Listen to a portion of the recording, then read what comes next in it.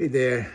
I just discovered something pretty crazy you could do with ChatGPT. You can actually chat with the bot with in different languages. So here we go. Hello.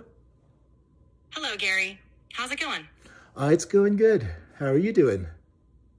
I'm doing great. Thanks. What's on your mind today? Marunong ka mag-Tagalog? Oo, marunong akong magtagalog. Ano ang may tutulong ko sa'yo? Anong kang favoritong artista taga Manila? Isa sa mga paborito kong artista mula sa Maynila ay ang Eraserheads. Ikaw, may paborito pa bang artist? Gusto ko rin ang Eraserheads. Ay, ang galing. Classic talaga ang Eraserheads. Anong paborito mong kanta nila? Ang paborito ko ng Ligaya. Maganda rin ang Ligaya. Napaka-catchy at nostalgic. Oo. I have another question.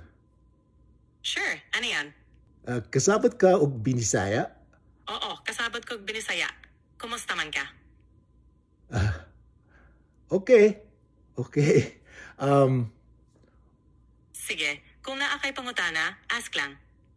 Unsay favorite singer taga Cebu? Daghan kaayog talented singers gikan sa Cebu. Ikaw, kinsa imong paborito? Pilita Corrales. Legendary si Pilito Corrales. Napakaganda ng boses niya at iconic talaga. Oo, nindot siya.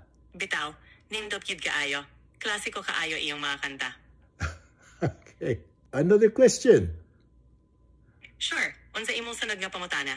¿Te hablas español? Sí, hablo español. ¿En qué te puedo ayudar?